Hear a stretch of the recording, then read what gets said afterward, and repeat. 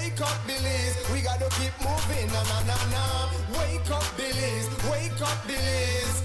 Everybody gotta put the time in. Wake up, Billies, wake up, Billies. Voice our opinion and place your calling, WB. Be yourself, see yourself, this is a show of people. Billies our hopes up to needless reason. Nobody feel left out, is the vibe we dealing. Let's find a solution, yeah, yeah, yeah. Love, respect, unselfishness and cooperation. That's how we need to build a strong nation. We are the people to make the changes. We are the changes, WB. And all the things that will feel happen like I got blue skies. I don't feel make people get victimized. Let's work together for better, we got to unite. Billies, yeah. Wake up, Billies, wake up, Billies. Another day is here. Wake up, Billies, wake up, Billies. We gotta keep moving, na na na na. Wake up, Billies, wake up, Billies. Everybody gotta put the time in. Wake up, Billies, wake up, Billies.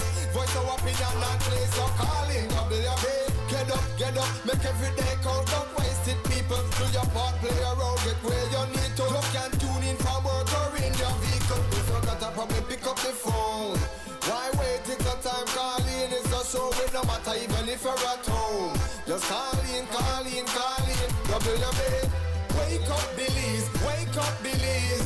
Another day is here. Wake up, Billies, wake up, Billies. We gotta keep moving, na na na na. Wake up, Billies, wake up, Billies. Everybody gotta put the time in. Wake up, Billies, wake up, Billies. Voice our opinion and place your calling, WB. Be yourself, see yourself, this is a show of people. Billies our hopes up to needless reason. Nobody feel left out, is the vibe we dealing. Let's find a solution, yeah, yeah, yeah. Love, respect, unselfishness and cooperation. That's how we need to build a strong nation. We are the people to make the changes. We are the changes, WB. And all the things that will feel happen like I got blue skies. I don't feel that people get victimized. Let's work together for better, we got to unite. Billies, yeah. Wake up, Billies, wake up, Billies. Another day is here. Wake up, Billies, wake up, Billies. We gotta keep moving, na na na na. Wake up, Billies, wake up, Billies. Everybody gotta put the time in. Wake up, Billies, wake up, Billies. Voice our opinion and place your calling, WB.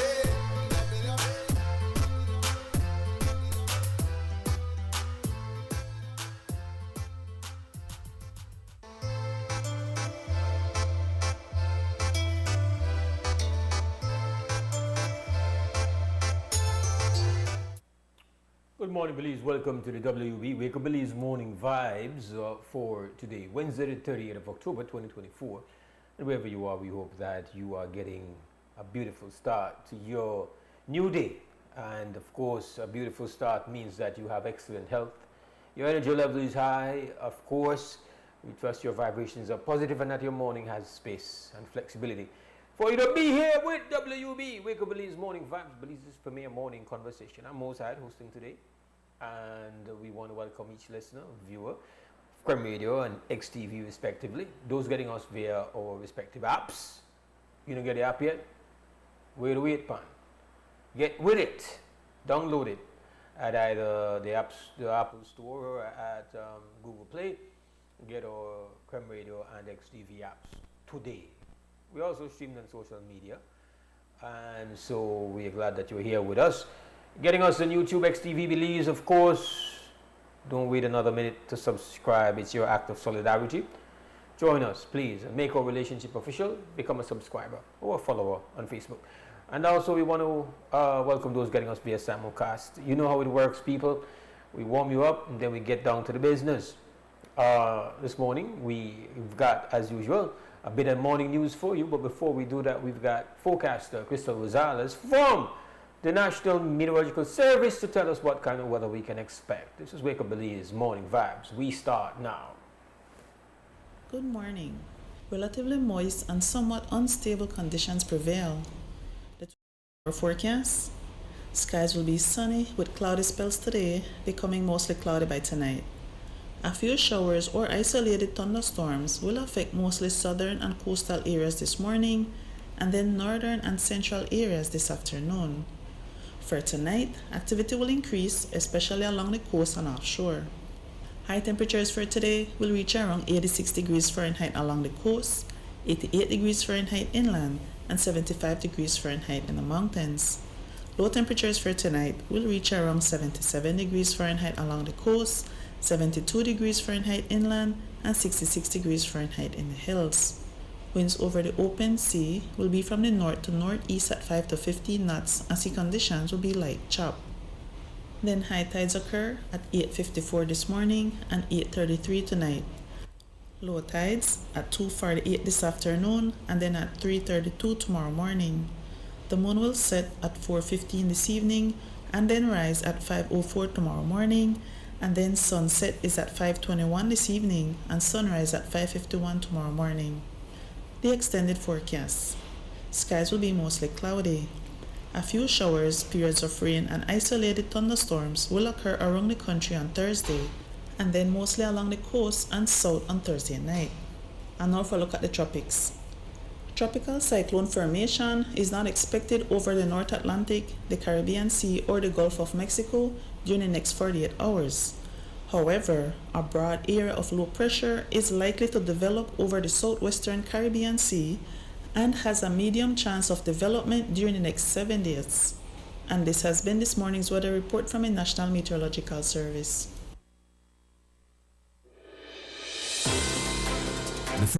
Radio in Belize since 1989. Creme FM presents the news.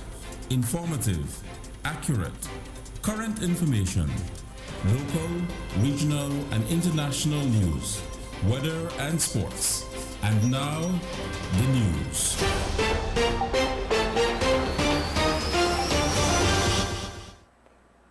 Making news this morning, the Minister of Foreign Affairs of the Republic of China, Taiwan, His Excellency Lin Chia-lung, is in Belize and has met with his Belizean counterpart, Honorable Francis Fonseca. The two met privately and discussed the diplomatic relationship the two countries have had over the past 35 years. During a press conference in Bawapan, Lin said he is looking forward to getting more Belizean products into Taiwan, including Marie shops and more for seafood. He also said he reviewed the projects that Taiwan has helped to fund and is pleased with the outcome thus far. He added his country is committed to continue strengthening the relationship between the two countries. He is scheduled to visit the hospital project in San Pedro, which his government is helping to fund. Earlier this month, a technical team from Taiwan visited Belize to address export issues for shrimp. Belize Sugar Industries has announced another record final payment of Belize $90.95 to cane farmers in the north for the 2024 crop season. This is the second consecutive record-breaking payment and will be made next week. BSI says the record price can be attributed to financial benefits of investments made by BSI along with new market exploration, especially in CARICOM, and improved global market prices for sugar. The total production figures for the season is 1,027,462 long tons of cane that were delivered to the mill. From that, 102,718 long tons of sugar were produced along with almost 40,000 tons of molasses. The sugar sales include raw sugar destined for the EU and US market and direct consumption sugars for the EU, local CARICOM, and other markets. BSI's Finance Director Sean Chavarria stated while this record final payment could have been higher if cane quality was better and crop disruptions were avoided, this record payment comes at an opportune time given the new challenges posed by crop disease. We hope that farmers will take advantage of the record payment and implement preventative measures for tackling disease and pests. BSI goes on to say that the new record payment demonstrates the highly beneficial terms of the current commercial agreement that farmers enjoy for the purchase of their sugar cane. We will await the position of the cane farmers on that. A former police officer, Floyd Edwin Limos, has won a case against the Commissioner of Police over the confiscation of his Glock 9mm pistol. The case is not so straightforward. Limos' firearm license was revoked in October 2020 after he was detained along with two others in his vehicle, in which police found 5 parcels with 2,928 grams of cannabis. The trio was arrested and charged for possession of controlled drugs with the intent to supply to another. Limos pled not guilty and was acquitted on September 8, 2021. According to Limos, he was merely assisting two friends relocate and was unaware of the cannabis in the vehicle. Interestingly, notwithstanding that Limos' license had been revoked in 2020, he applied for and received 3 firearm licenses thereafter up until 2023. However, in September that year, police conducted a search at his home and confiscated his firearm, stating his firearm license had been revoked. High Court Justice Rajiv Gun Titlai ruled each license is separate and apart from all others, and therefore the revocation only applied to his 2019 license. Lemos was not awarded damages as the judge did not find there were any violations of his constitutional rights, but he was given costs. He was represented by attorney Audrey Matura. However, the steps to actually revoke the gun license and etc. that the law requires were never done, and the person kept his gun. I never near kept renewing from 2019, so he renewed it for 2020, 21, 22, 23. In 2023, I don't know how, and he doesn't know how, police shows up at his house and say, hey, you have an illegal weapon here. And he produces his license and says, no, I have a valid license. But nonetheless, they took away his weapon. And so we went to court and we said, okay, well, we want judicial review of the decision of the commissioner to revoke his license, his new license, and to take it away. What the court found was that, look, one, and these are key elements. One, the 2019 revocation that you claim you had, that's a non-issue. We won't pronounce on it, although we had argued, we won't pronounce on it because your license was renewed in 2020, 21, 22 to 23. And so the court held that although we are calling it a renewal, the way the law is written, there isn't an outright renewal of a gun license each year because each license that he got each year had a different number. So each year it was a new license that was issued. So you can't say that the 2019 license was revoked, and because that was revoked, all other licenses that followed were revoked as well. You can't say that. You have to say that each license stand on their own, and when you came to revoke the license in 2023, that was not a proper revocation because it could not be based on a null and void obsolete revocation. This was a license in itself. You had to have had a fair hearing, a due diligence before you revoke this license. And so the court held that the decision to revoke the license was improper. The red flags that this seems to raise for me, separate and apart from what your client was arguing, so there's a revoked license and someone in the department still granted a license? I know the court Flagged that and said, well, if that was revoked, and we don't know how these renewals occur, but the thing is they were legitimately renewed for so many years, and each license was a different license. Matura says the case also highlighted some gray areas in the new legislation that gives the power of issuing gun licenses to a firearms board instead of to the Commissioner of Police. Even in this new legislation, it mentions the word renewal, but there isn't actually a renewal process, and there isn't two different forms. So it makes it seem that you could have a license for up to 3 years, and then you renew it, but it's vague because it says one thing, but the structure it provides doesn't support that. So I think the amendments were rushed, and they need to look into it. I think the Firearms Board needs to look at this decision. The decision was handed down on September 23rd. On Tuesday, there were simultaneous press conferences across the region to release the Mesoamerican Reef Report Card at COP16 in Cali, Colombia, Honduras, Guatemala, Mexico, and in Belize City, Belize. The Mesoamerican Reef System includes the Belize Barrier Reef as well as reefs in Mexico, Guatemala, and Honduras. This is both good news and bad news. For Belize, the reef rebounded from a score of 2.0 to 2.5. However, it is still classified as poor. Rafael Martinez, country coordinator for Healthy Reefs, explained what helped the country improve its rating and what are some of the challenges keeping our reef in poor health. Going from 2.0 to 2.5, right? It's still classified Belize in the poor category, but the silver lining is it's a improvement. It's a significant improvement, especially looking at indicators of the herbivorous fish and commercial fish biomass that saw an rebound from 2021 numbers. So this is a good sign, and we believe that there's more improvements that could be made in terms of reef health, and we hope to have a collaborative effort across our local network of partners in terms of addressing this issue of trying to improve reef health. So we're still ranked poor. What are some of the challenges that are keeping us from getting into good standing? Well, a major challenge right now, especially affecting the coral reef, is the high level of heat stress. NOAA announced the fourth global coral reef bleaching event, and we're still feeling the effects of that in 2024. This has significantly affected the coral cover within the country and across the entire Mesoamerican region.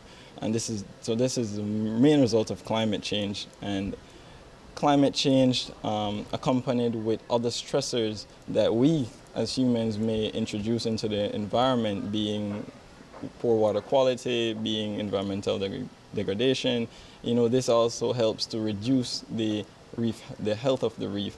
And it's important for us to address across sectors different issues that could help to improve it. So improving water quality will help to make the reefs more resilient to the different stressors being introduced. The reef is spread across 4 countries, and while Belize registered a poor rating, much of Honduras received a critical score. Martinez spoke of how the actions in these countries affect the reef health in Belize. Yes, it is an interconnected system, the Mar region. So what happens in one country can trickle down here. We look at what happened with store and cold tissue loss disease, if I remember correctly, that started off in Florida and slowly made its way down along the coastline to Mexico and then entered Belizean waters. So they are transboundary things that do affect the country, and just as they are transboundary things that affect negatively the reef, there can be transboundary actions that now affect the reef positively. And the protection of herbivorous fish across the Mar is one of those actions that we see has improved, the protections of these marine species in terms of herbivorous fish. And it can also, this can also, continue to spread across, commercial fish and, efforts to reduce macroalgae on the reef and efforts to improve coral cover on the reef as well. So we are learning from each other. This is what's happening. From the various countries, there are projects ongoing, and we are learning from them, and we can see what we can use to adopt in Belize, and that could help to improve our standings. Martinez explained what now needs to be done to help improve the reef's health. Well, the call to action is establishing more protected areas, establishing fully protected areas where no activities can occur, and we leave this area as pristine as possible, and in order for the marine ecosystem to rebound, in order for commercial fish to rebound. And that's one. One is addressing climate change as well.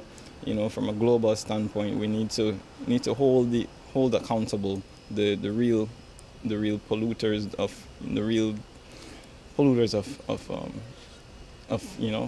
emissions that drive this climate change action that does not affect them in per se, but affects smaller island states like Belize in particular that are more vulnerable to the effects of climate change. Related news: according to the latest reef report card, the populations of commercial and herbivorous fish have bounced back to pre-pandemic numbers. It is believed that during the pandemic, more Belizeans relied on the reef as a food source. Rafael Martinez, country coordinator for Healthy Reef, spoke more on this and what it means. During 2021 and during COVID, what we believe was that the population of Belize relied a lot on the reef to support their families and to feed their families during a very difficult time. And we're glad to see that the reef was able to do that for the country. And now, going back a year later, when we go back into the field and we check the numbers, we saw that the numbers are almost similar to what they were before COVID. It's an indication of reef resiliency, and it's a good indication that these numbers can improve even further. And that's the end of our little morning news here.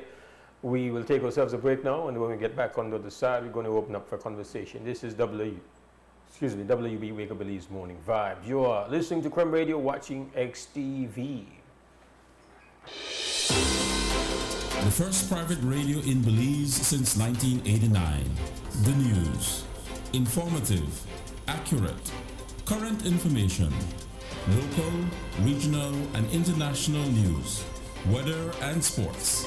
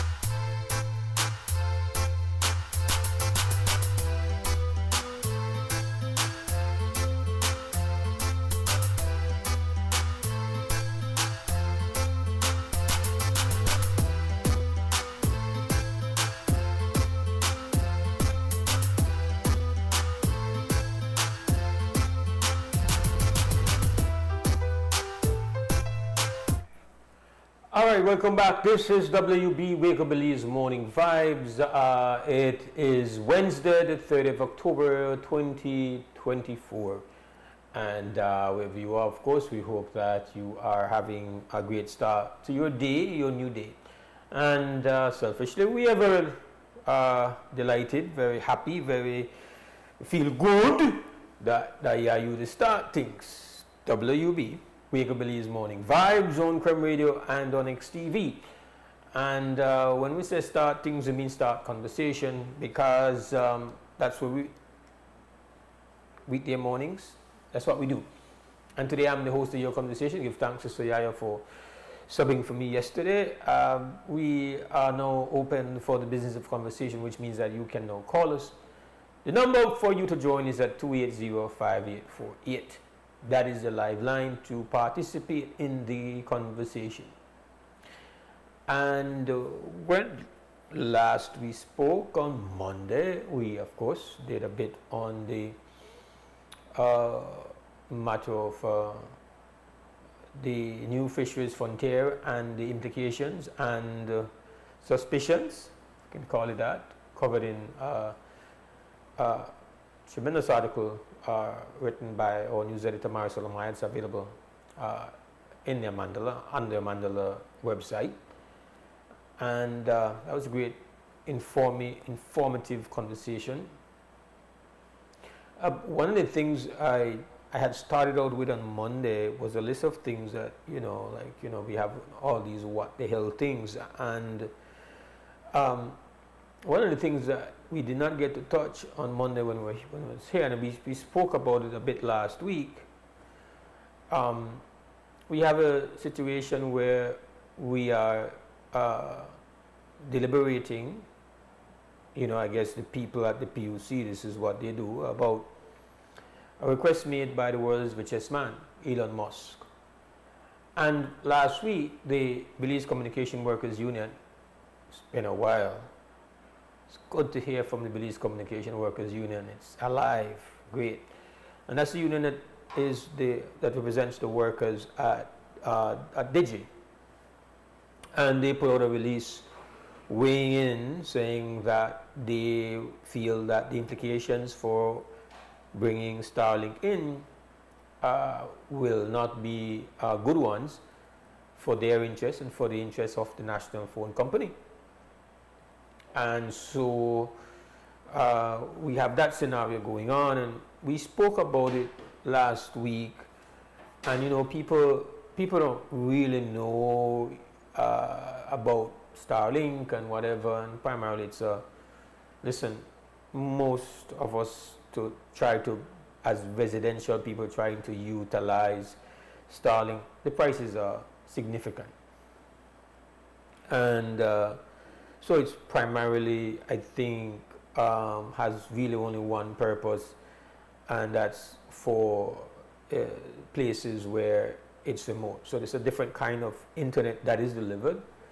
Essentially, it comes out of satellites from the sky, so it's not coming via wired. So you essentially get a small square. Back in the days, you would have got your satellite dish for catch TV. Well, it's really a small little rectangle dish that picks up the Wi-Fi, and you have your kind of modem device, and you get your Wi-Fi off that, and essentially, you carry that. The power you need to carry that. Once you have power, you power up. Good for you. But I think that the fact that I think what really strikes you, the part that really really makes you think, is to show you that you have people operating at extremely high levels, and you have somebody who is the world's richest man. And I've read a report where there's a forecast that he will become the first trillionaire. So he's maybe halfway there, I think. So he has about $500 billion, and 1 billion is 1,000 million. So every billion is 1,000 million. So when you say somebody's a billionaire, you say that they have over 1,000 million. just so you kind of could put that into perspective. Well, Homie has then, he has about $500 billion moving his way up, depending on how the markets flow. That's all. He's set, right? So we're extremely, extremely rich dude. And he's going to Mars. And additionally to going to Mars, he does this whole Starlink thing, and he's responsible for electric cars and blah, blah, blah, blah, blah. And he, with all he has, as big as he's big, kunku in respect to the world, I use the, for we phraseology, for we language, we kunku, small. At best, on good days, 400,000, or depending upon, how it flow. 400,000 are we, small place. But we're one of the few places on earth that not deal with Starlink. In fact, everybody around us, Mexico, Guatemala, Honduras, you good. And you can actually go online, check where Starlink is available, and you could see all over the world, Starlink, the deserts, snowy mountain tops, Starlink is there, Belize. So, it's really kind of just to show you the mindset, right? It's like,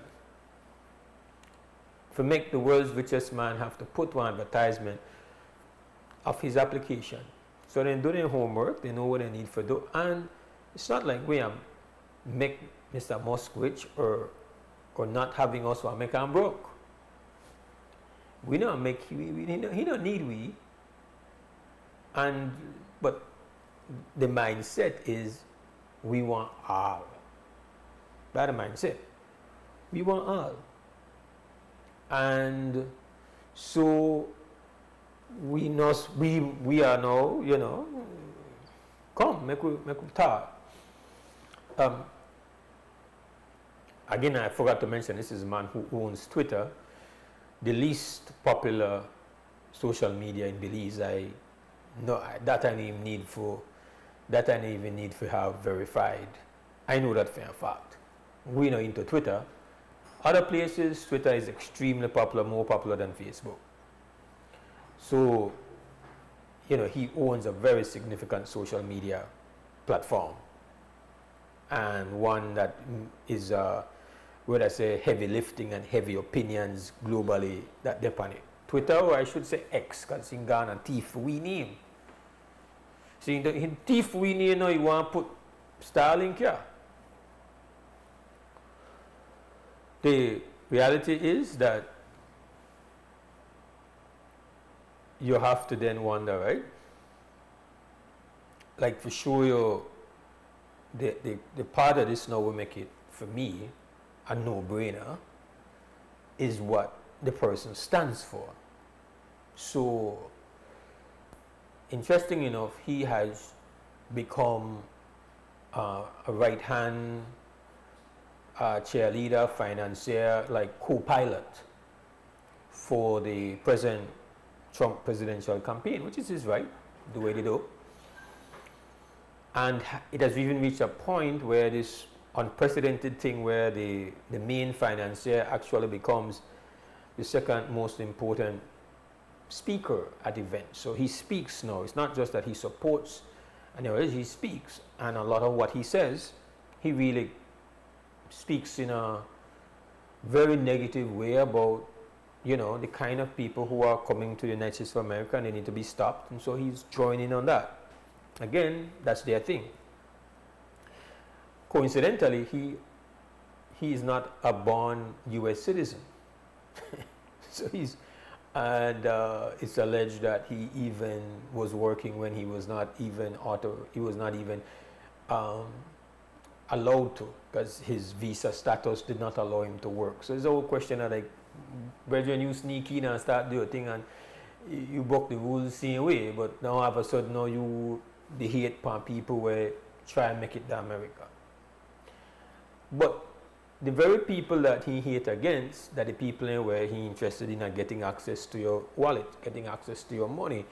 We want to tag you, we want a piece of your money. It's like, we put it all together, uno come up, uno numbers come up. So we need from Honduras, and we need some people from Guatemala, and we need peso, and we need Belize dollars. All they come together, make me richer, so I'm good, I'm happy.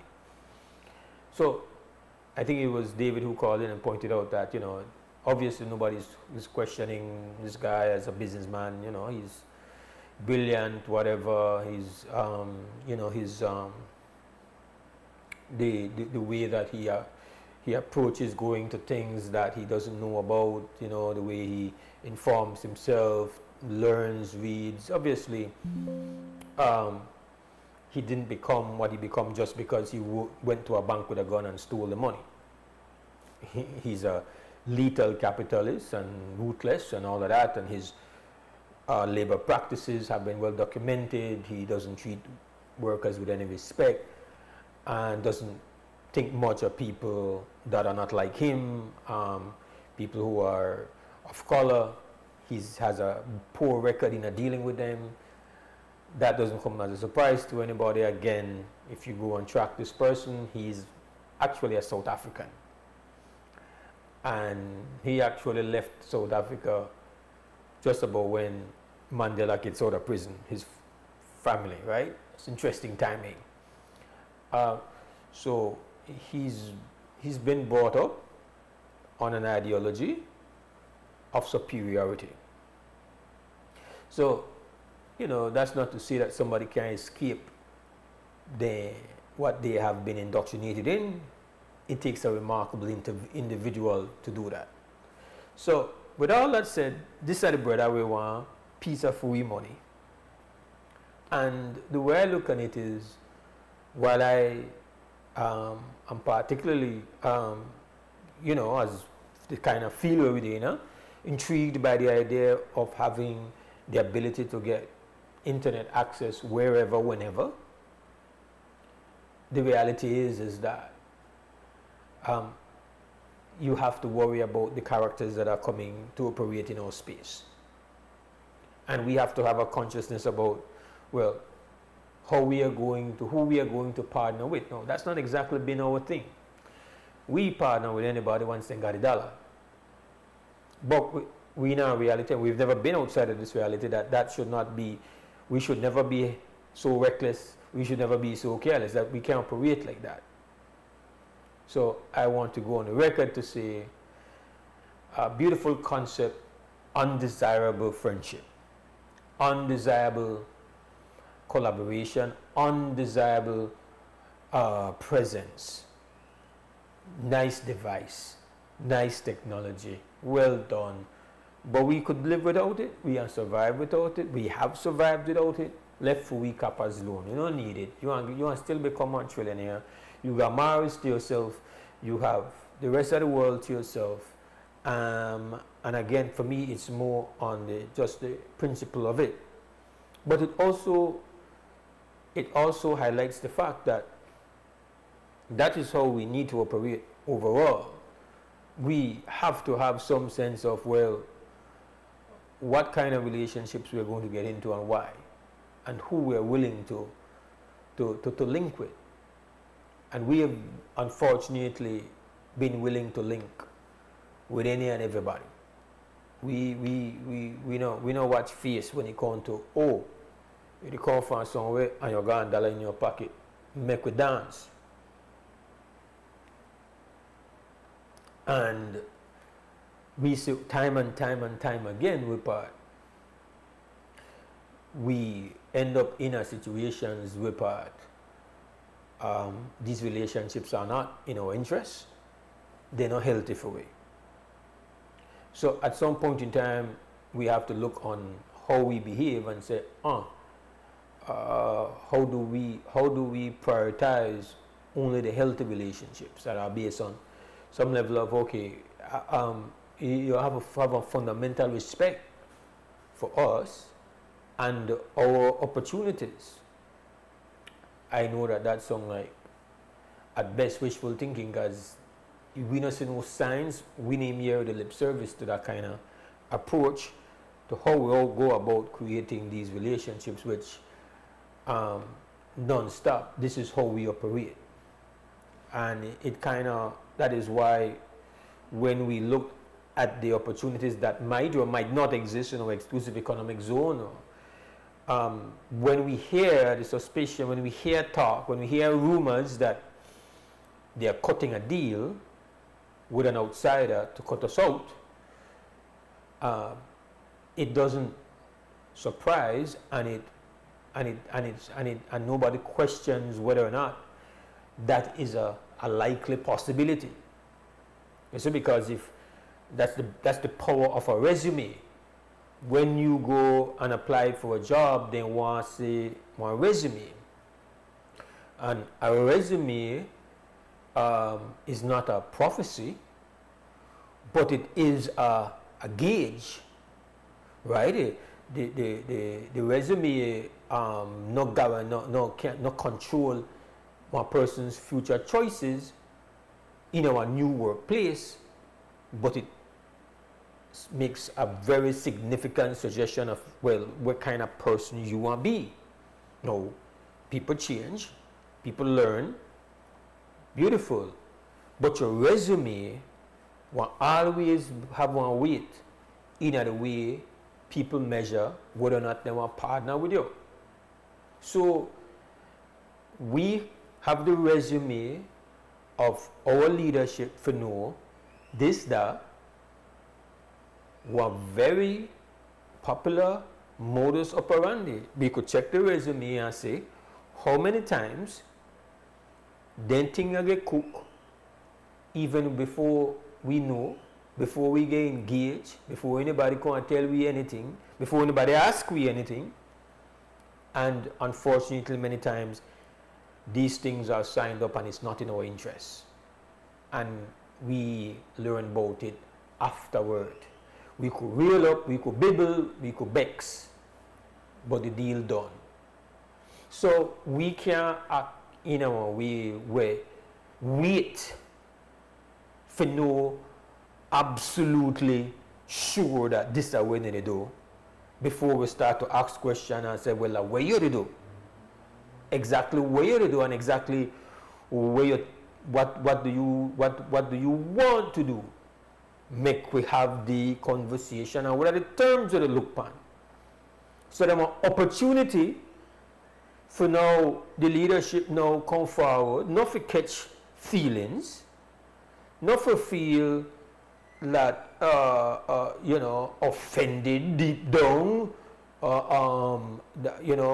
we not got no proof, because nobody they say we got the smoking gun. In fact, it's clearly said in the article that Marisol has written. There's no smoking gun to say that a deal has been signed and where somebody has seen this agreement and we want to see it. No, it's to say, listen, lot of smoke around this, lot of talking, lot of rumors, and with the year and with the same movements, and then we have your resume.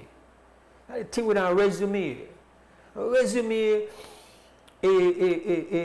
make we say, well, but you like do this. If somebody worked at a place 3 times, you find out, but the why you left, and on that resume, certain things there, or you kind of, you see somebody inclinations. You get references. So we know how we leadership stand. And we know that this potential partner, the one will have absolute preferential ratings in a dealing with we, understandably. That the deal will cut, that the game will play. And we have benefited from the relationship with Taiwan financially. I mean, even for fix we own assembly building, we get hands out for that. I find that incredible, but we couldn't even fix up and maintain the building on our own. We give our help for that. we're gonna help for going on with the hospital. We're gonna great number of students where they go and they study in Taiwan. And the quid pro quo is that we stand in solidarity with Taiwan on its right to exist and to be a recognized state officially. And this is the nature of the relationship, right? But it's a long-standing relationship, and we have tremendous respect for it. At the same time, that doesn't stop us from making sure that in the normal flow of things, decisions that are made and the type of projects and the kind of initiative that we get in, that it has to pass a certain test of fairness to our interests and the interests of every single person. So when we think about the wealth untold, we can't give away. We can't just give away even without look after those people where this particular thing they're not interested. We see this over and over and over. So again, there is nothing there to say, well, evidence where we got where it said this are what I intend for do, this are what what the evidence we have is this are what we don't like do. This are how we operate. This comes very natural. Go through and do things and even come and sit down and have one talking and make we sort things out. And not do one thing in our way. We're part of the main stakeholders that treat you with that maximum respect. We're part for their interests are protected and defended. We see this over and over and over as if though they're not worthy to sit down and be a part of how we move forward. They are looked at as being, well, not adequate, not competent enough, fit, understand, much less participate in how we converse. If your fisher folk might know they come there and they talk the Queen's English and have the words and have all of that, but what they have is that they know water better all the way. They know reef better all, they know sea better all the way. They know where it's there. They know how to move out there. This is their life. This is what they do. This is how they survive. This is how they defend their families. So that fundamental respect is that they are not an intruder to the decision-making process. They are the focal point of the decision-making when it comes to where we have at the stake. But we have a call. Good morning, WUB.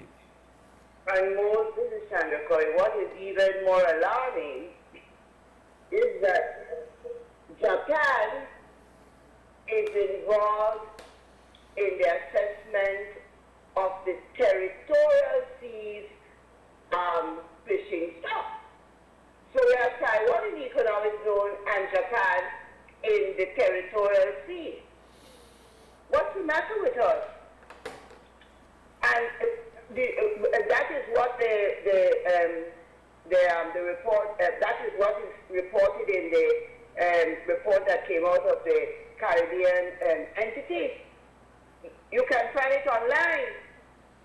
And to Mr. Mark, to Starling, when you study the techno-giants modes, they entered a field that was uncharted, completely uncharted. And because it was uncharted and a new and they pioneered it, they have been able to lead in that field and emerge as gigantic, epic powers. Their territory, though, is the mind. And what is in the mind? Knowledge, information, that is what they control. And so when you're dealing with what one European analyst calls the techno-barons, and they are techno-barons in the true medieval sense. They are called, I think, I heard one former economic minister from Greece call them our new feudal lords. They're the Yes, they are. That is what they are. Yeah. if you want to understand them, then go and understand the baronial concept, ideology of medieval Europe, which also in altered and different forms operated in other countries. Don't think it was only Europe that had a baron, but Europe had a special kind of baronial class. Absolutely rapacious, absolutely committed to war. War was their ideology. You see? And this is what they are. And we know now, if we were wondering if that is so, Mose, two things are happening that tell us that we are not wrong. Mr. Mose is now moving into the political arena, political knowledge, information, etc. arena, and seeking to dominate it totally. Preparing to pay people $1 million a day in the United States to, is it register and vote? Yeah, to sign a petition. Yeah, it's a, yes. yeah. And as we speak, they are moving to take him to court on the grounds that that is unconstitutional and not in accordance with electoral law. So this is what you're dealing with there. And when you study his takeover of Twitter, it is fascinating. So they are out there, we are here, and we are, because we have lived all our lives with imperial structures. This country's history is entwined with the imperial order. It is easy for us to be seduced by that imperial image, concept, ideology. It is very easy. We are still accepting honors from the British Empire. MB, member of the British Empire, OB, officer of the British Empire, knight of the, all kind of a thing of the British Empire, you know. So that tells us our mentality and the possibility of us being recolonized, and these new colonial masters will be deadlier than any other colonial master in history, because just like the way humans improve the good, they improve the bad and take it from one degree to another. Bye-bye. Thank you very much for that, Ms. Corey. It is 26 minutes after 7 o'clock. And we are going to take ourselves a break. 2 Cents Calm, sponsored by 4th Point Security. And we get back after the break. We're going to have a little traffic this morning as well.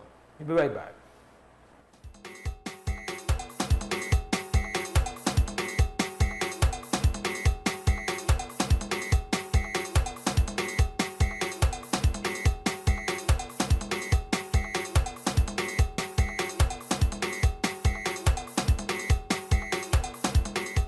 You're watching WUB and this is XTV, and tamales now a big thing in Belize. Like everybody loves tamales, but now tamales is so popular that they have orange rock tamales, Corozal tamales, and they got Baca creme tamales. All right, my name is, I can ask you a question. Which tamales you like the best? I don't know. Which tamales you like? Who you eat tamales from? I don't know. Who you eat tamales from? Come back by my work. How you work? Naka complex. Yeah, you're 2 Cents. Yes. All right.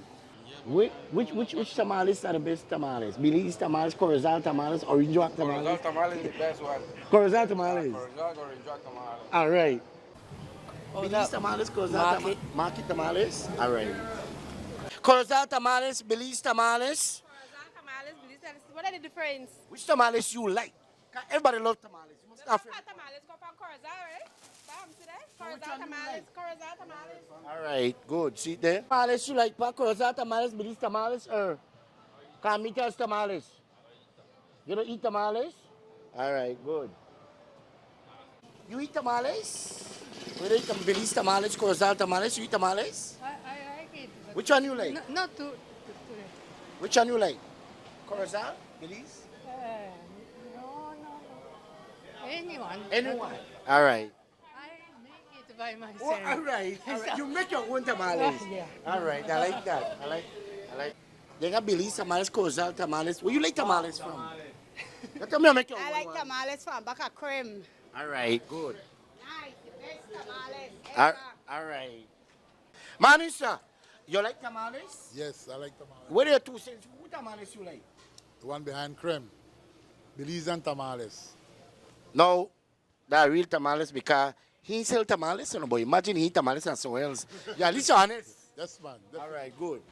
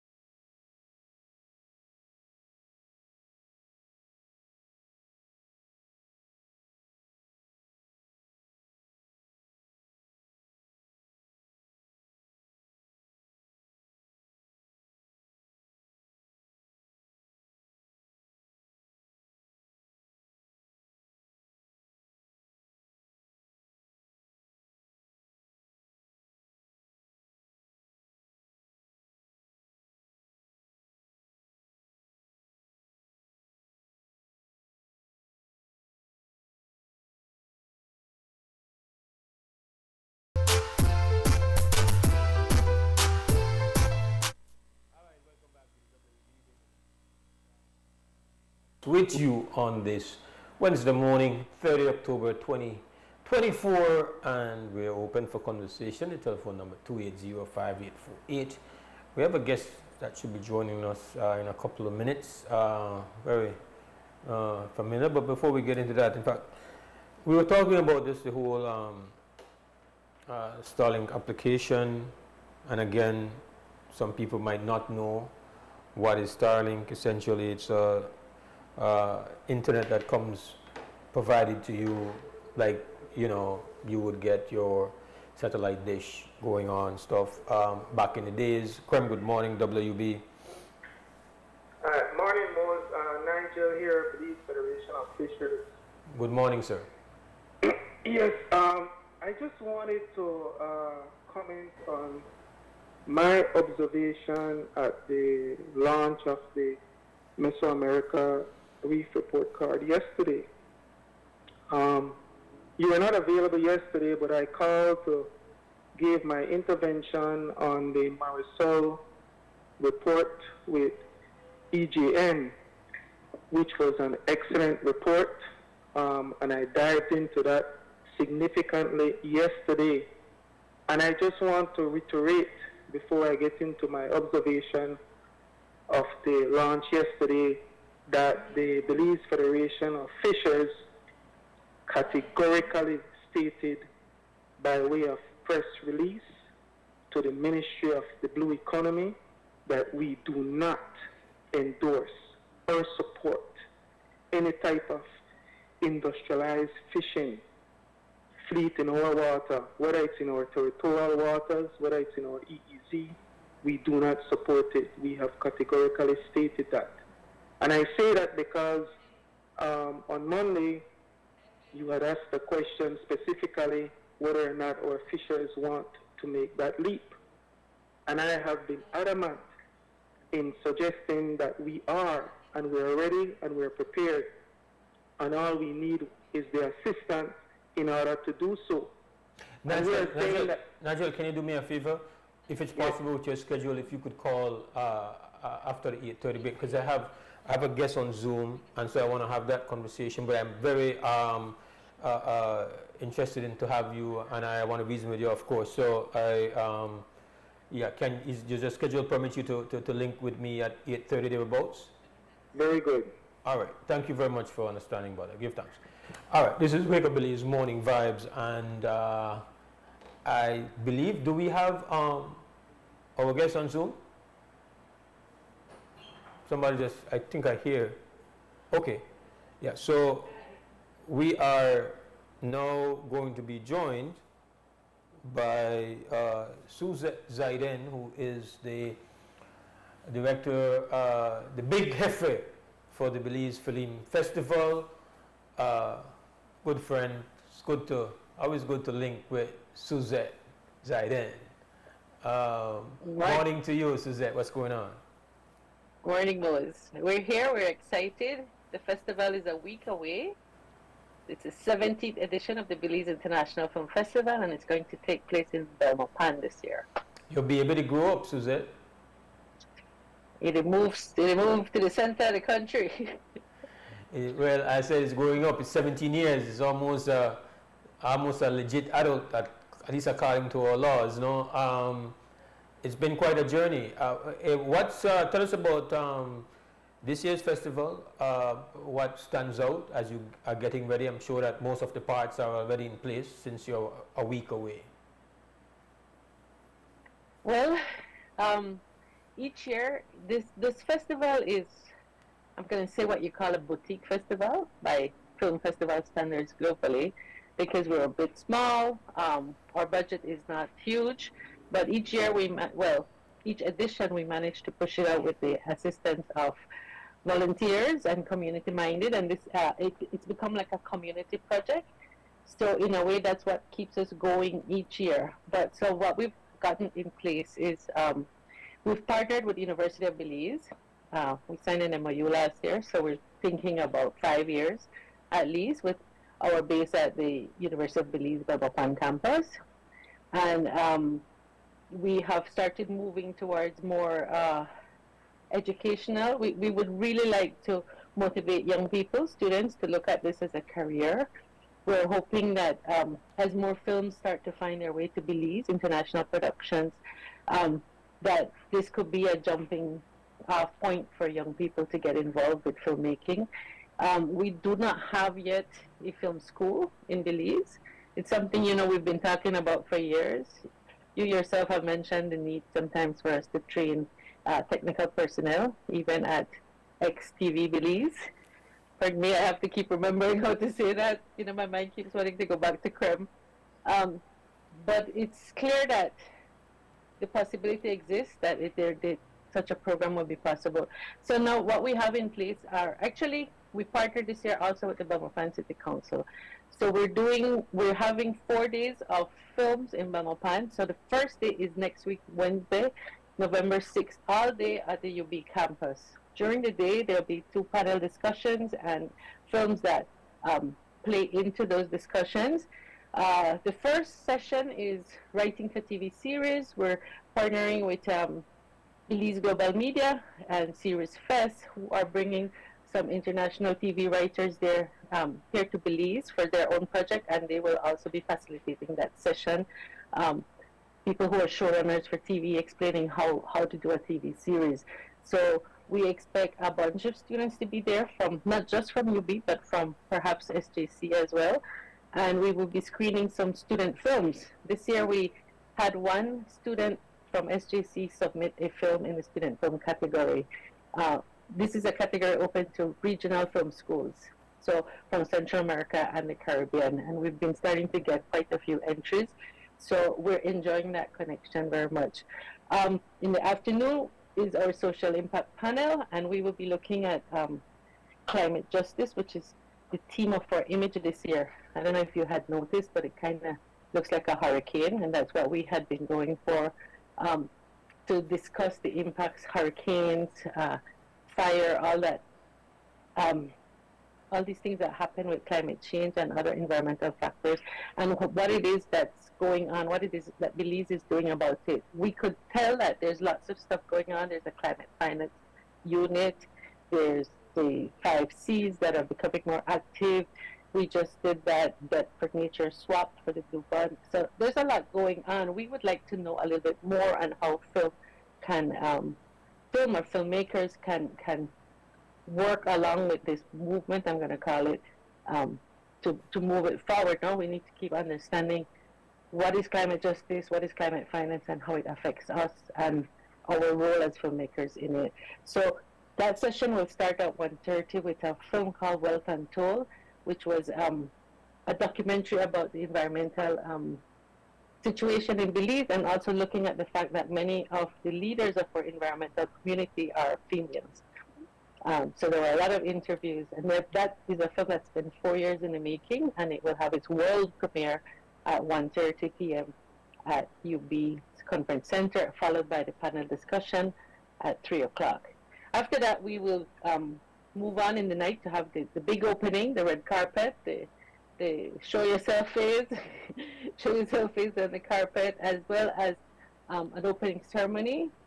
And then we will be having the opening night films.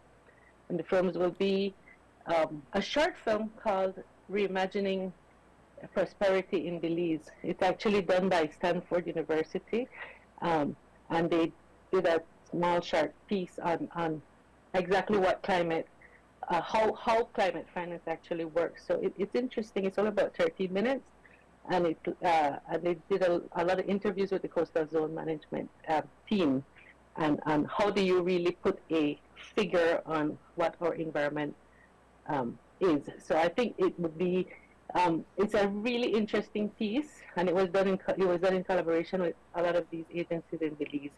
And then our feature film will be called A Little Hope for Chicago, which talks about, in a very interesting performance narrative documentary that talks about social ills, boys going to jail, what we can do about it and discuss. The director, Liam Lozano, will be there to talk to the audience about his film and be available for question and answer as well. Then the next 3 days, after that day, we move over to our other venue, which was the Go Answer Call Center. So that's on Constitution Drive. We will be moving the festival there for the Thursday, the Friday, and the Saturday. Partly because of the rain, and also because it gives us the ability to access several rooms at once. So it will be our version of a little multiplex in the city. So we're looking forward to we have all these films. We have films participating from Cuba, from Salvador, from Venezuela, from China, from Taiwan, from Africa, Ghana, and Nigeria as well, Argentina, Peru, Uruguay.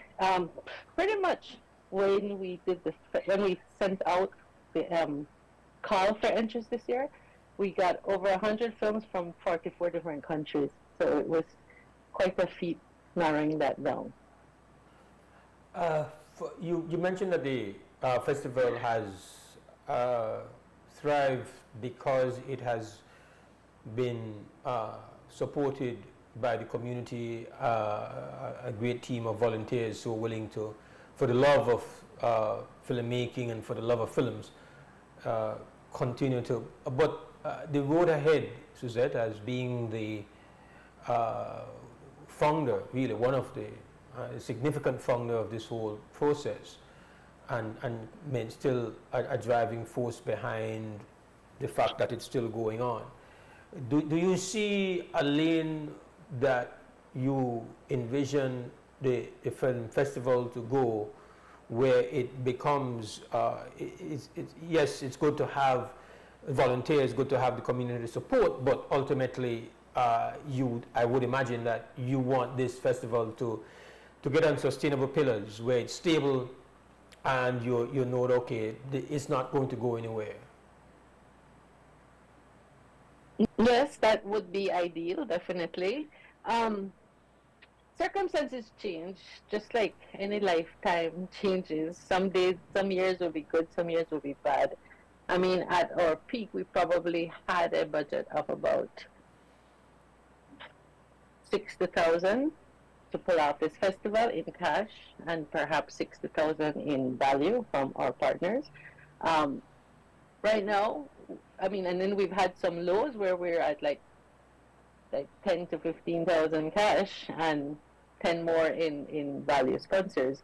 And it gets hard because it's a lot of moving parts. So yes, ideally I would like to see it. I don't think that we have the support from the current authorities for film in Belize. I don't feel that we have the support, but it's also important to understand that we have support from a lot of other areas, and who understand the work that we're doing, who see where we're going. And in fact, this year, some of our sponsors are coming more from the investment side, because I think we're finally getting the idea across that this is not a hobby, this is not art, this is not a fun, like, you know, let's just do it. This is a real business.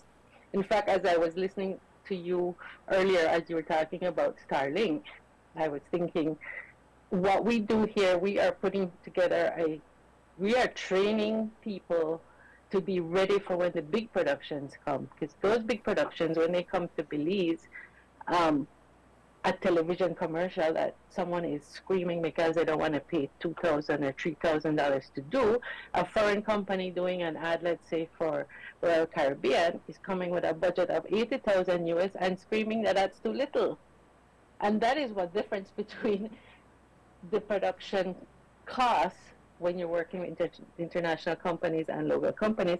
And what we are training them to do is get ready to work along with these companies, see what it is why their costs are $80,000 compared to $2,000. And it allows us to prepare. So we're trying to create spaces where the people that we're training can find jobs, and all of that is because of the Starlink that you mentioned. Because I remember a few years ago, somebody came into the country, they were asking, we would like to use Starlink. We're not going to need your internet, people in Belize, because we are going to have Starlink. And then they came back and they said, oops, it looks like Starlink doesn't operate in Belize until 2024. So how are we going to do this? And I said, so I started looking up what was Starlink, because I was like, what is Starlink? And I realized it covered a lot of areas, and some of these productions are out in the middle of the sea or in remote areas, and I could see why they wanted it. But like you, I myself, I'm thinking, but if they ever do that, how does Belize make any money? Yeah. Because then everybody's going to want to be part of the big global picture. Yeah. So I don't know how they can. I don't know how they can. I guess to some extent they can. So, for example, to use a drone, you have to get, you have to apply. So, and you get the clearance from the folks at Civil Aviation to get the clearance to fly a drone. Initially, when drones were available, everybody was just flying a drone. The technology was ahead of our regulatory bodies and processes. And I am aware that you do have entities that are utilizing Starlink in Belize. I think if you are close enough to one of our borders, either up north or out west, it somehow allows you to operate. So I've seen people, I know establishments that are using it.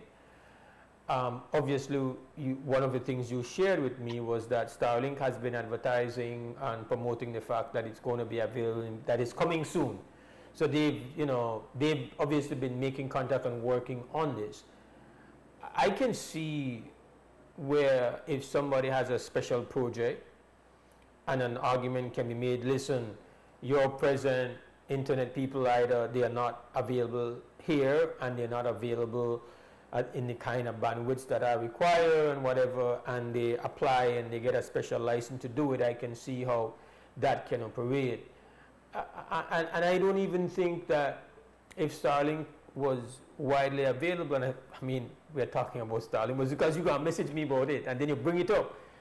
I'm sorry. It just triggered. But I think that it just triggered. I don't see from Starlink. the festival, isn't it? I don't see Starlink as legitimately being ever, unless its cost goes down, as some kind of competitive option to our carriers here, either Digi or Smart, which for me, my fundamental opposition to it is that I understand the mindset and the ownership mentality behind it, and I don't feel like that is the kind of relationship that we want to build, or that would be the type of corporate mindset that we want to partner with. That's my position on it. But as far as the technology goes, I accept that there are legitimate, you know that in broadcasting, and we've had this problem in the past where we have had to, we are like on the edge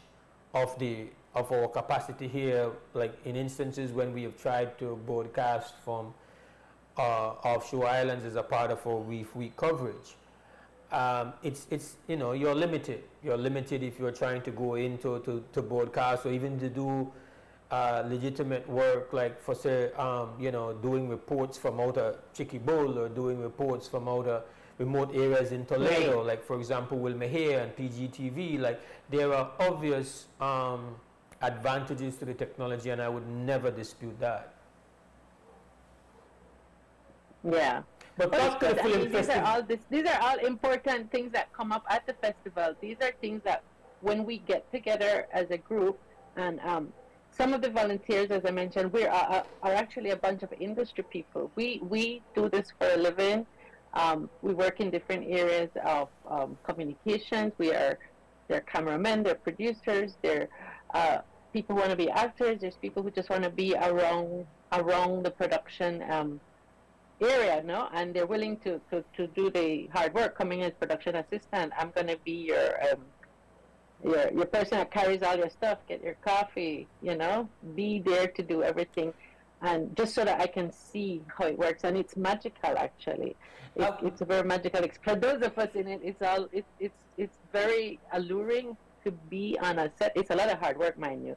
They're 12-hour days, and people are, your feet hurt at the end of 12 hours. You're like, but then you get up in the morning and you do it again. It teaches you discipline. It teaches you do not quit a project. You cannot quit a project in the middle of it. Teamwork, all that building. And then we talk about trends. We talk about what's happening. It's coming together, especially at the opening night, when everybody is there or at these sessions, you find out what's happening, what sort of stuff is filming in the country. You make connections, you become friends, and you go meet people. And if, let's say, I am working on a project and I'm like, I need some production assistance or stuff. Oh, hey, I just met some people at the festival. Let me check with them if they want to do this. That's how, and you have to keep visible. And one of the reasons what pushes me each year, I know what you're saying about a sustainable festival, that, I want it to be sustainable. And yes, I am tired. It's 17th edition, but 22 years that I've been doing this. We've had some skips in between. And yes, I am tired, but I also understand that the minute you disappear from the international arena, be it 1 year, be it 2 years, and if you're not consistent, you will disappear just as if you never existed. In this world, in this industry, you are just as good as your last job. You're only as good as your last project. So you have to show up. I am doing what Belize has to do for film. I am making sure that we have a presence, a platform, whether or not it happens, because this is also in my interest. This is my field. This is my career. I'm not doing it because I just feel like sacrificing. This is where I want to be. All right. So this is all part, you understand? This is the lane you chose. Huh? I say, yeah, this is the lane you chose. And the lane I chose and the path I'm walking. You mentioned about, being a 22-year journey, and it's kind of like, XTV, formerly known as Screm TV, came on the scene just about at the same time, and you were involved with us at the time as a consultant and as training our people in video production, and at the same time you were bringing out the festival. So it's kind of like, we've been on this journey together. Yes, we have.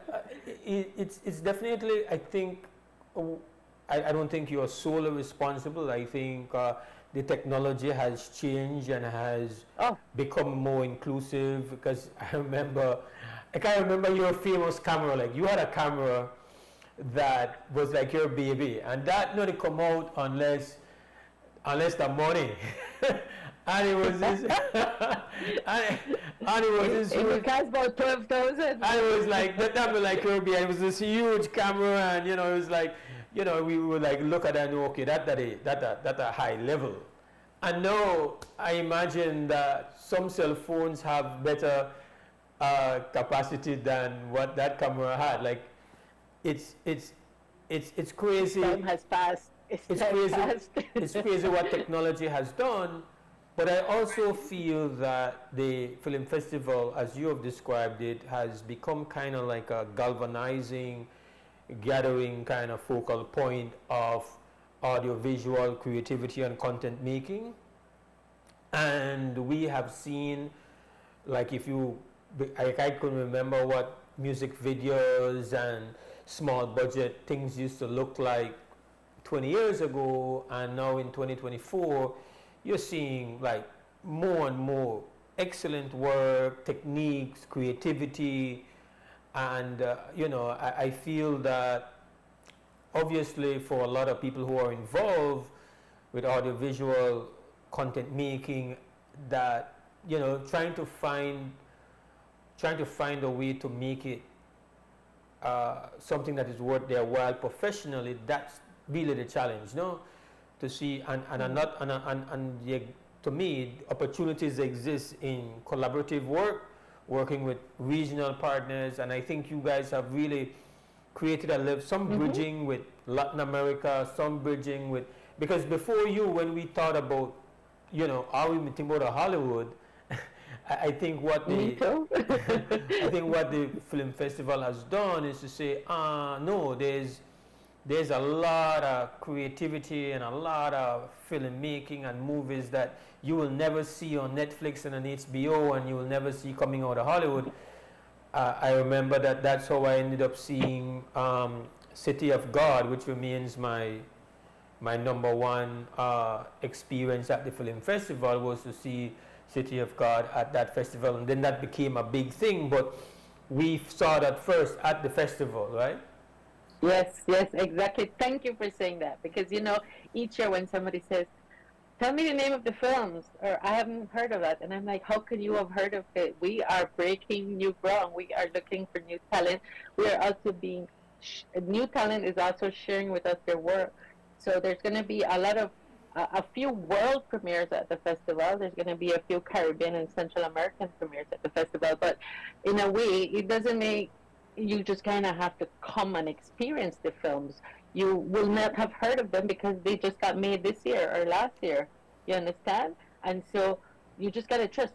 City of God had just like when it showed at the festival, it actually showed like a few days after it won its Oscar, and the producer came bringing the reels. That one was on a reel, and he was like grumbling because he was like, I can't believe I slept these films all the way from LA to New York and then to Belize. Like, the least you can do is give me a first class ticket. This is work. But, you have to negotiate, you work out stuff. But we were very proud of being able to show that film before it became big. And we've shown several over the years that people talk about. And I'm like, but that showed at the festival 4 years ago. But did you come? You gotta come and experience it. So and what's your guess for what? the first. Suzette, if your time permits, I can go to break and come back because we got to get some of your what we'd call the details. Are there tickets on sale? Like, how can you get to see? How can you? Okay. Yeah. So we could take a break, come back, and then also get kind of what your picks that you think people would really want. Like, you want people to say, all right, that's there, but do you have a personal favorite? We're going to find out when we come back from break. You see that is what I learned from Suzette 101 in doing shows that you tease. You have to tease. And using one of your techniques, Suzette. We're going to come back. This is WUB.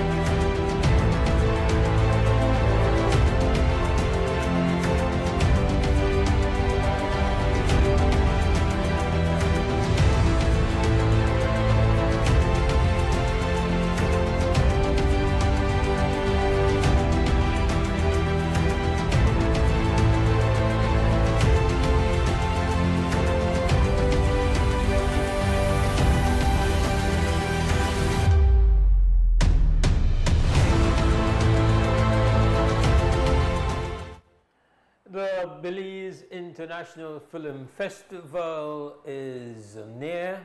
We have via Zoom is director Suzette Zaiden telling us about the upcoming 17th Film Festival. And so, Suzette, could you tell us if there is a couple of favorites that you would suggest, if those are the only things you can see at this year's festival that you think that's a must see?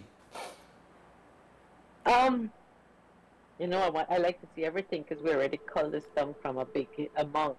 I think everybody has different tastes, and so what we tried to do was curate a festival that would appeal to different people. Because common sense tells us that the average Belizean does not want to sit down and watch 40 films 4 days in a row. So we gotta mix it up and spice it up. So in the feature narrative section, we've got like comedies. We've got a film actually from the European Union, who is our partner, and so they have a film called Dangerous Gentleman from Poland, which is this like comedy murder mystery in Poland. So that's going to be showing on the Thursday over at Go Answer. As I said, UB is the Wednesday, all day and the night, and then we'll be over at this call center on Constitution Drive that's called Go Answer for the Thursday, the Friday, and the Saturday, which is all going to be films all day and night. So you should definitely take a look at Dangerous Gentleman that the European Union is providing. We have a historical one from Cuba called The Major, and so what we provide we look at films that talk about history. So The Major is the major from a war. I'm going to say the Civil War, or a war back in 1800s. That he's a central figure in Cuban history, and I think it's important for us to understand what life was like in some of these countries before the current administrations that are there, and maybe what the different hardships or what life was like before. So we even have a film from the Dominican Republic called The Photographer of the Fartes, and the Fartes was a prison that was around the same time of the Mariposas. I don't know how much you know about the history of the Dominican Republic. I just know growing up that we were this isolated or insulated country. Belize was insulated from a lot of the horrors that was happening in Latin America. There were a lot of dictatorships. There were a lot of things we never knew about. I was not until I ventured out that I remember somebody saying almost everybody had escaped, or their family. Many of the people in South America had moved to. Their families had to go to Mexico and the DR. There were dictatorships in many different countries, and horrors that people had seen or lived that we could not quite imagine. And so this one that's called The Photographer of the Fartes, what it was like an official photographer, and the Fartes was like this famous prison, and that's where they kept a lot of the people that they just threw in people for disagreeing with whatever policies. And so what the gadget was, he had taken pictures of people being tortured, and that is how those pictures had been sent away to New York, and they got published. Is how attention was finally given to that situation. And so to me, that was kind of something I thought would be of interest to people in the media, the investigative sort of stuff about finding out what's happening. But we also have a delightful film from Salvador called Las Pupusas, which is all about the pupusa and the delicacy that it's considered. And we'll be screening that Thursday as well. There are a couple films about social issues like dementia and autism that are there. One is called Dementia, and what the different types are, perhaps some plant remedies that are being taken in different countries. That one is coming from Dominica and the UK. I Am Not is the one on autism. It's a mix between Guatemala and Israel, about a young man with Asperger's syndrome and how he was adopted by some Israelis, and then he went back to Guatemala to look for his birth mother. But in his own, if you're familiar with someone who is on the autism scale, you would understand how that journey could be interesting and how they're handling it, because many people on that scale do see everything in black and white, and when you're crossing cultures, you're dealing with nuances and a lot of different things that it's an interesting one. So over we have a documentary from Ghana that's called The Price of Education in a the price for knowledge in Antwiagenicrum. Okay, I can't even pronounce it, but it reminded me of the situation. It's this place where for the students to go to school, they have to get up really early, and they have to like catch boats to get to school because it's like this area surrounded by water. And I remember thinking we had something similar in the rural south, and maybe even in rural Belize, where for a young person to go to school, they have to get up from 4 o'clock so that they and walk so much miles before they can even catch a bus.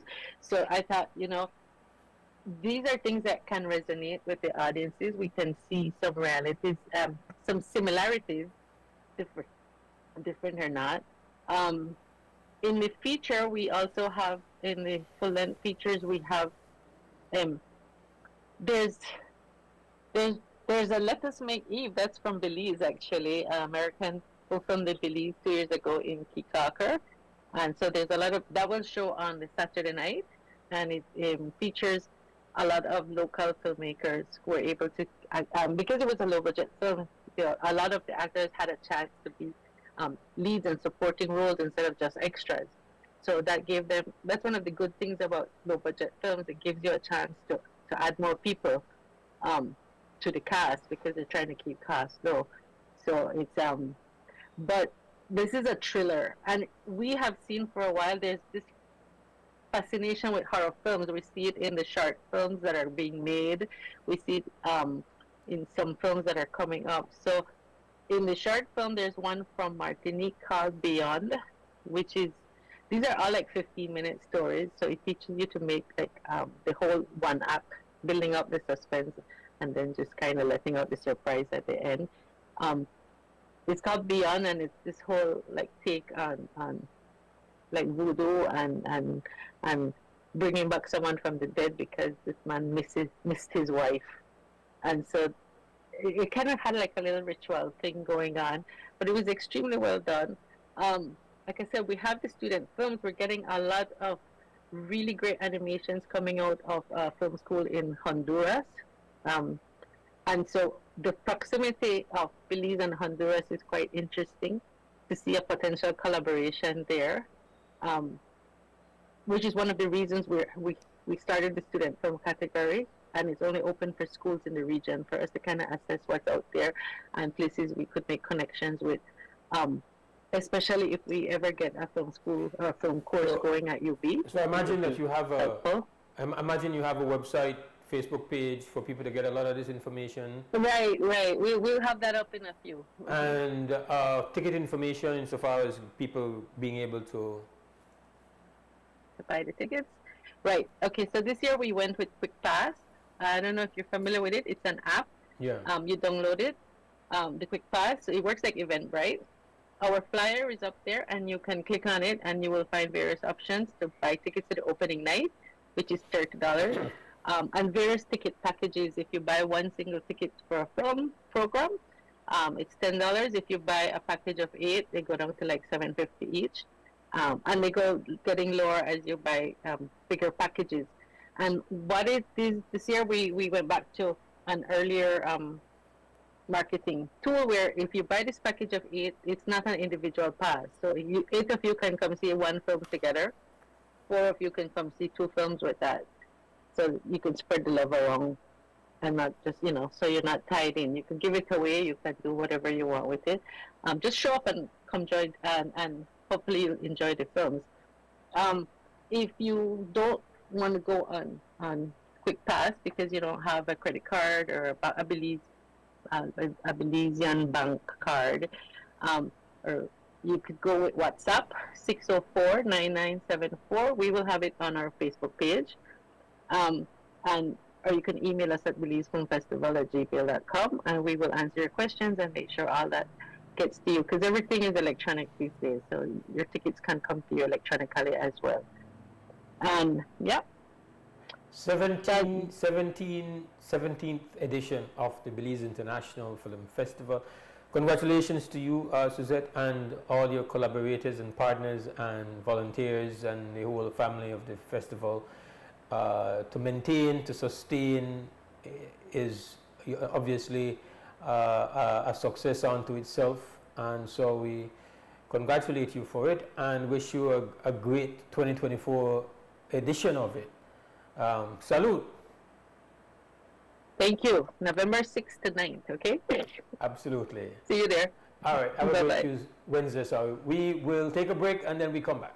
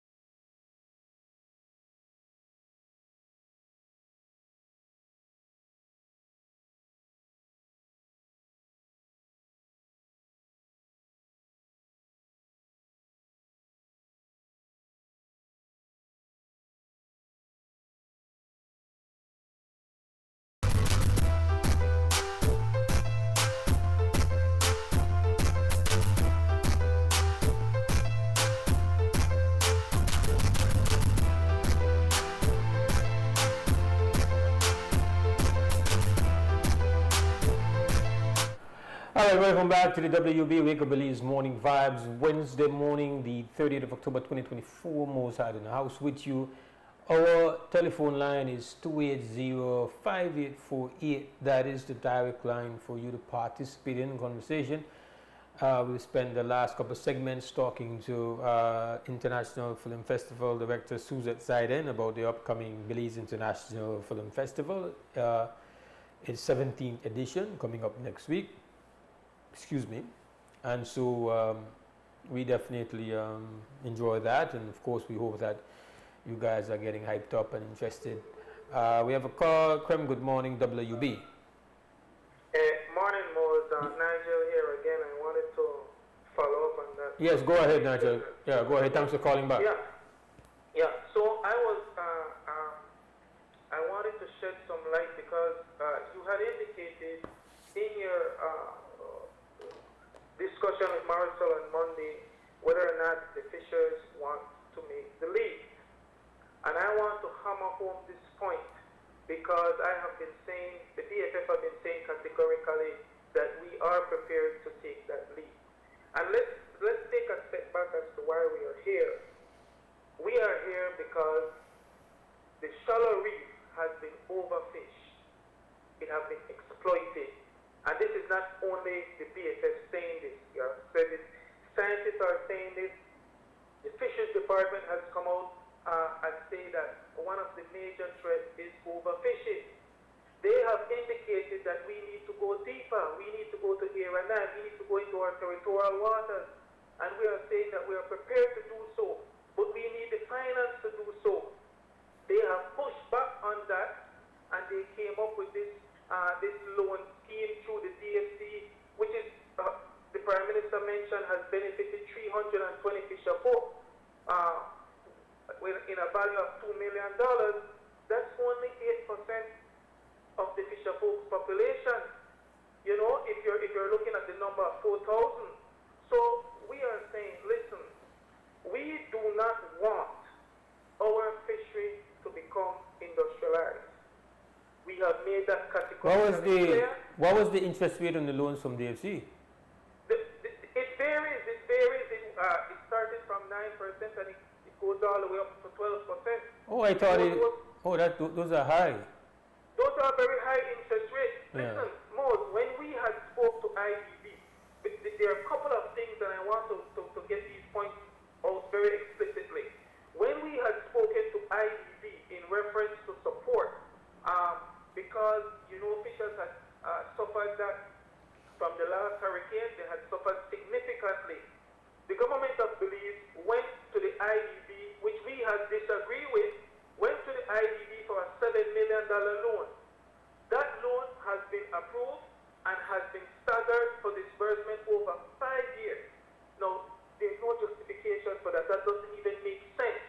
The beginning of the money is going towards stock assessment when we are telling them what the stock looks like out there.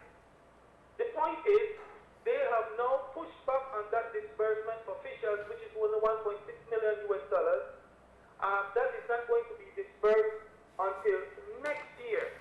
So fishers have to go in and get these huge loans and suffer all these major debts when we are not seeing the stock in order to repay these debts. So why am I saying this? Mose, I am saying this because we have significant amount of money coming in from the conservation fund. And you know, and the listeners know that the BFF has been adamant about saying that fisher folks are not being directly supported from the conservation fund. The conservation fund was never designed to assist fisher folks. When you look at the budget, Mose, of the conservation fund, it's $1 million Belize. $1 million Belize. Out of that $1 million Belize, based on their annual report for 2023, 42% is going into personnel. That's almost $500,000 going into personnel. But besides that, the other big budget line from that Why do you need so much personnel for just one small? It's relatively speaking, it's a small fund. Why do you need so much management resources for that. This is our point. It's only five staff, and they are making 42% of $1 million, which is $425,000. But besides that, they have contractual services, which is 35% of the budget, which is $355,000. So the cost of the fund is the fund itself. Exactly. You see, and then the reason why I made those points is because we had applied to the conservation fund for $75,000 far less than what they are paying in contractual services, and far less than what they are paying in personnel, just to assist 10 fishermen, 10 boat captains, and 3 captains, which would have equal to 30 fisher folks. 30 fisher folks, most, because they are telling us that the shallow reef have been overfished and we need to go deeper. So they don't want to invest in us. They don't want to assist us. Instead, they want to bag us down with mortgages. They want to bag us down in debt so that we can collapse, so that we can continue to fish the shallow reef and we can destroy our fishery. Have you done the numbers or worked out some kind of forecasted costs for the expansion into the territorial waters? What, on average, what are you looking at for a present fisher of the internal sea to be able to make that leap? Do you have some figure? Yes, we had did that exercise. With them, and we are saying we're looking at an investment at a minimum of $250,000. At a minimum, you understand? And we are asking them through these grant sources, you can provide us with matching grants, because we're not asking for a handout. These are fishers that are willing to make the investment. We are willing to make the step, but we need the additional support. But if you are telling us to go to the commercial banks or to go to DSC and get a loan with an interest rate of 10-12%, that doesn't make any sense when the government of Belize is receiving these loans at reduced soft interest rate.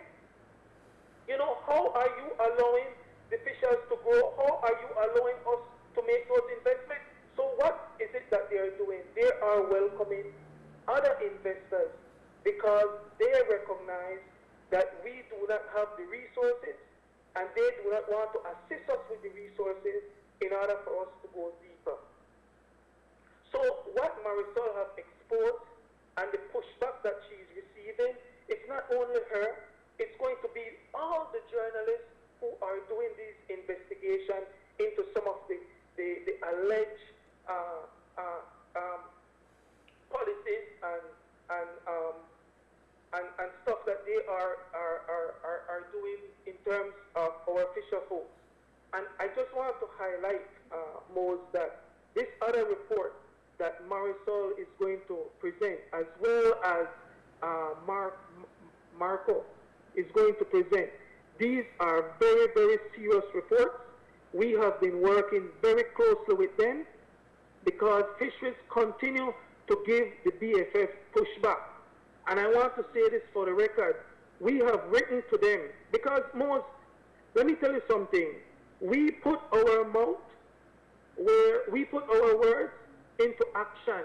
We have said to the Fisheries Department, listen, we have prepared 2 documents. One, it's called the Code of Conduct for Responsible Fishing, and 2, the Call for Action. Why did we prepare those documents? Because we recognize our fishery is in crisis.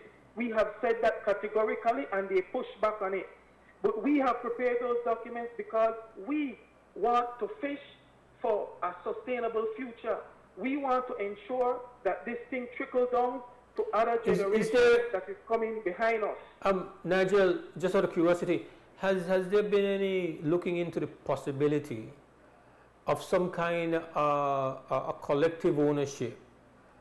So maybe each individual fisher folk might not be able to own the kind of vessel that you need to do deep waters, but if, let's say, the BFF would operate as a kind of a cooperative on that level to say we have shares in these vessels to then kind of enable this leap? Like, has that been thought about? I mean, I am not saying that in my head I know that would work, but just as kind of like thinking out different formulas to enable the leap, no?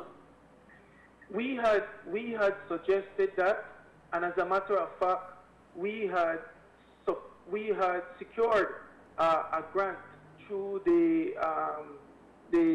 Japanese grassroots fund to assist us in purchasing a huge vessel, and we have set up a system whereby through our membership we would have this mothership, and then this mothership would be the source where these guys would be delivering all their products to. We had suggested that to them, Mose, and they had pushed back on that as well. You see, who pushed back? The Fisheries Department had pushed back on that. Why? Because they wanted to control the money, and the grantor had specifically and categorically said that they wanted the funds came directly to the Federation. And you see, we have to understand it's a control, it's a power dynamic. And if they cannot control the narrative, they will ensure that they block you from getting any kind of funding. They want to control. They want to control the money. They want to control the money and the narrative. And we have said categorically that the BFS is an independent voice, and we will not form any part of dictatorship. We will not allow them to control our narrative. We will call it for what it is, and we have been in the bad book. So you're telling me, because I thought that, you know, when I think about it, and I said, man, this is a alternative approach, but then I know, you know, to try to get members to buy into that kind of collective approach, I consider that to be the heavy lifting. I didn't know that that your members were willing, but that is really the regulatory body that was kind of against using such an approach. That's crazy to me, because my assumption would have been that, you know, that would be an approach that could work, but it would take a lot of convincing to make members feel one sense of comfort that, you know, make we collectively own this. Most, it goes even further, because not only were we getting support to purchase the mother vessel, but we were also getting the support to build a processing plant, a modern day processing plant owned by the fisher folks of this country, and we got pushed back on that. When we went to the fisheries administrator asking her to source a piece of land, these people were prepared to build the building. These people were prepared to bring in all the equipment, modernized equipment. You know what she told us? We need to go to City Council and to see whether or not we, you know, right here in front of Barracks, in front of Golden Bay, we need to ask them for that little space there where we can put a structure. That wasn't feasible, Mose. That wasn't feasible. So the point that I am trying to bring across is that, listen, we have divided our fishery into three categories. Those fisher folks who are willing to fish sustainably, those fisher folks who are opportunists, when they see like there's an opportunity to get a fishing license, they will get out there, get the fishing license. When they see the opening of the lobster and the conch season, they will run out there, do a little thing. And then we have also categorized those who are outright pirates. They will go there, they will rob, they will steal your products, they will do whatever they need to do because that's their form of living. And we are saying, because we have never said that we represent the entire fisher folks population. We speak on behalf of the issues, on behalf of their livelihood and their well-being, so that those matters can be addressed from policy standpoints. We have said categorically that we represent those fishers who want to see a difference, who want to make the extra leap. Those are the people, most that we are representing. Those are the people that we are fighting for. And instead of the regulating bodies, instead of the NGO community support that and embrace that, they push back on us. They are not our allies. They don't jump up in support and defend our democracy and defend our right to ensure that nobody get access to our EEZ other than our fisher folk. Let us have the first preference. Invest in a few fleet with us. You understand? Yeah, that's really Nigeria. If you allow me quickly, Mose, I also want to shed some light on the reef report that was launched yesterday. Notably, yesterday there was no one there from the ministry. There was no one there from the fisheries department. Why is there no one there, Mose, when these are the regulating bodies, when these are the people that needs to be there to ensure that regulation and policies are set in place for us in order to go from poor to good? But they were not there. Why they were not there?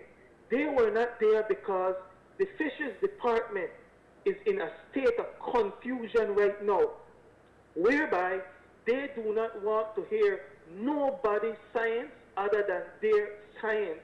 And their science is no science, because we have been asking for data, we have been asking for information.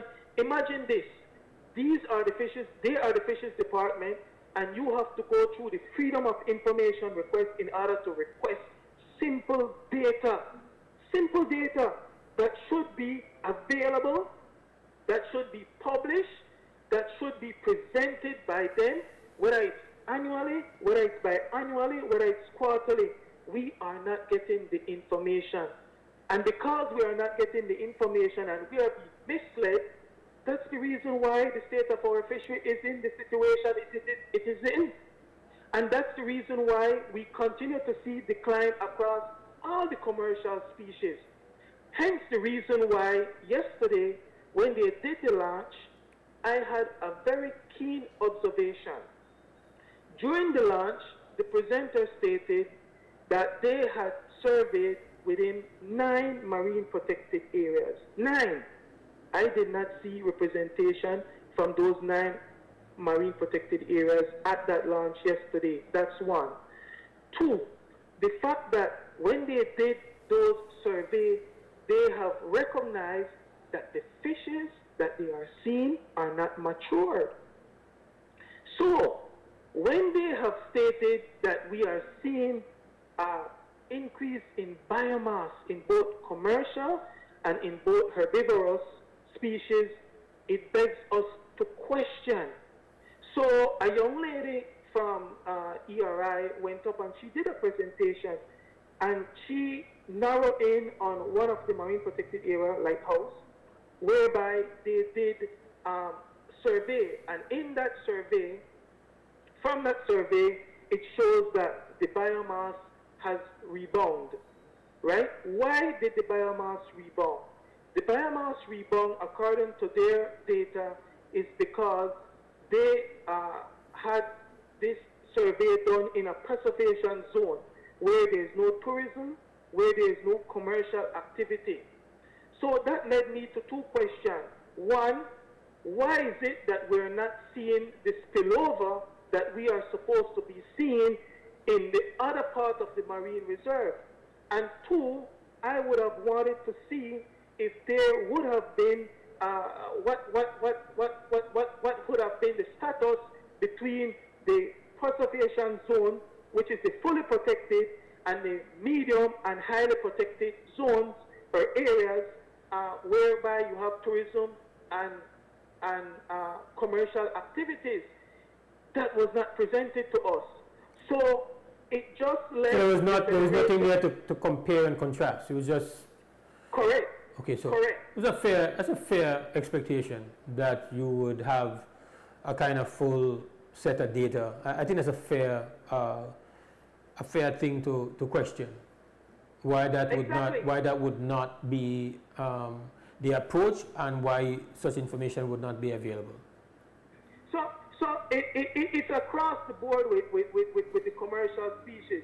You know, we have been requesting the data in terms of lobster, we have requested the data in terms of conch, and recently the fisheries department opened the sea cucumber industry for harvesting, and we have requested specific data because we know that the lobster feed on the sea cucumber one, we know that there was a collapse just recently in terms of the sea cucumber, and our fisher folks are saying that they have not seen a rebound from that too, and the fact that they have given out 4 licenses, and we have asked categorically, what was the protocol used for these people to get these licenses?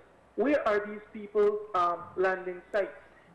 Specific information which they refuse to answer, and I can tell you they have not written back or acknowledged receipt of that correspondence.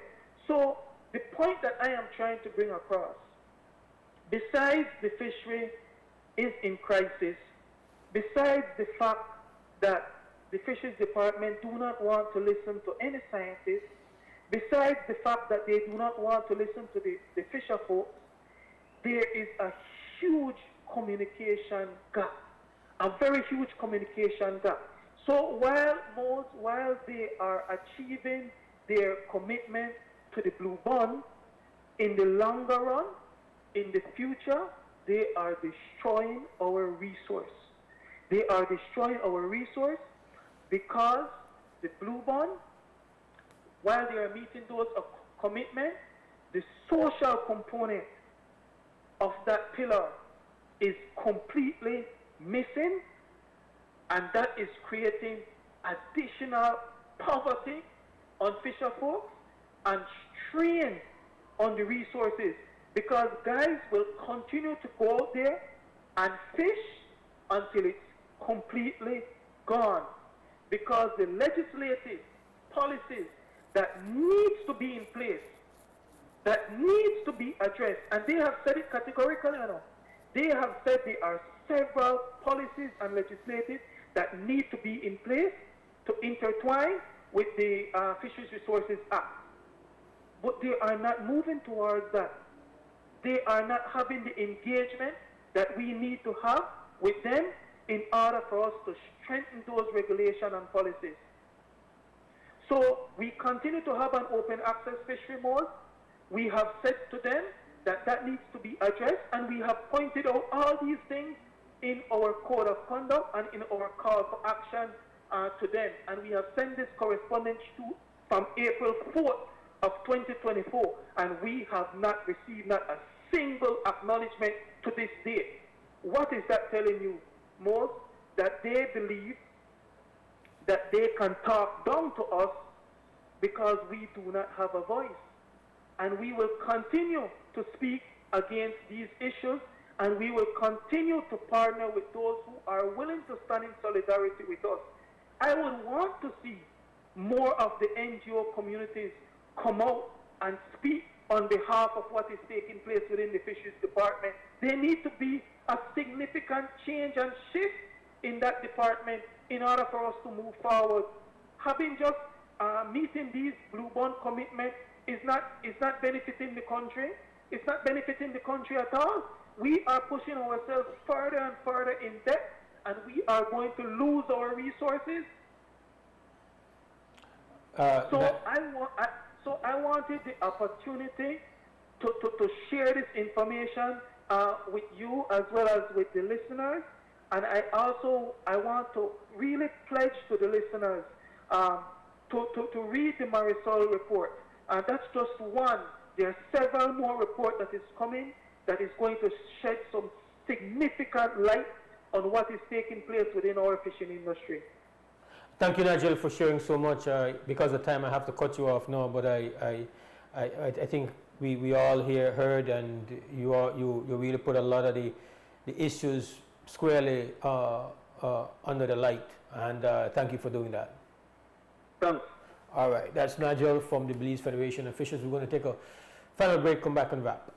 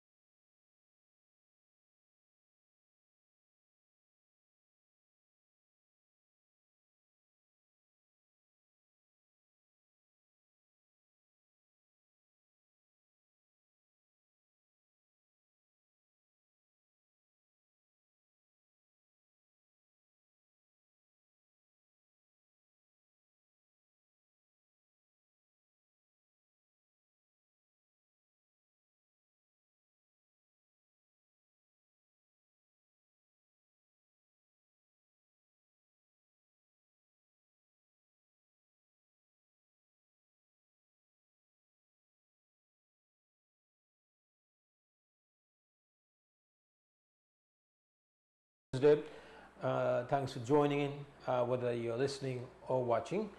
To the team, of course, Larry G at Crim Radio, the Glue, Mr. Cliff Lewis at XTV, and Director Alex Sibilai. Thank you very much. Belize, stand strong, stand firm. For now, we're gone! Wake up, Belize. Wake up, Belize. Wake up, Belize.